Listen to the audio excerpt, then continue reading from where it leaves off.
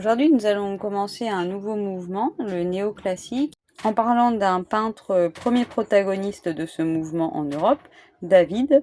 Il est né en 1748 à Paris et a réalisé son apprentissage auprès de Boucher et Vien.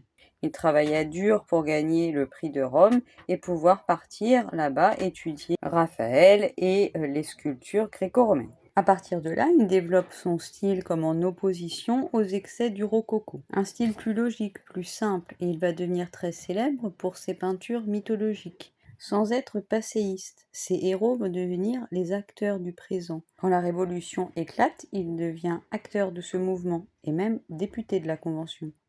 Il va concourir à la diffusion des idées révolutionnaires en peignant 3 martyrs de la Révolution, le jeune Barras, le député Lepelletier de Saint-Fargeau, tableau aujourd'hui disparu, et évidemment le plus célèbre, la mort de Marat. Comme chacun sait, Marat a été assassiné par Charlotte Corday, soutien des Girondins, qui voyait en Marat ce député montagnard un diffuseur des idées de la terreur à travers l'écriture de son journal L'Ami du peuple, et qui considérait les Girondins comme les ennemis de l'intérieur. Après la mort de Marat, le député Guiraud aurait dit à David « Prends ton pinceau, il te reste encore un tableau à faire ».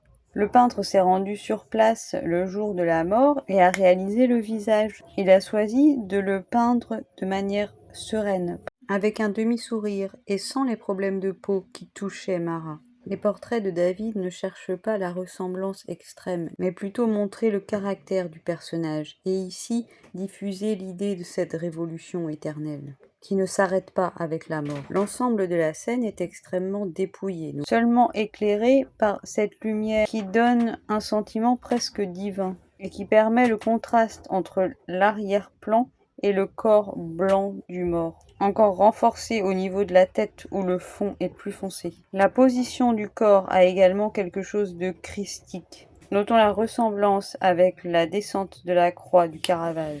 En dehors du corps du mort qui repose dans sa baignoire comme un tombeau, couvert de ce drap rapiécé, il n'y a qu'un simple billot porteur d'une plume d'un encrier et d'un billet sur une lettre où il est écrit: vous donnerez cet assignat à cette mère de 5 enfants et dont le mari est mort pour la défense de la patrie. Ces éléments témoignent de la proximité du mort avec le peuple, qui fait écho à la missive traître de Charlotte Corday qu'il tient dans sa main gauche. Enfin, cette signature, Amara, David, hommage du peintre à son modèle. Réalisé en 3 mois seulement, ce tableau a été copié et utilisé à des fins de propagande, dont 2 portent la mention « N'ayant pu me corrompre, ils m'ont assassiné ».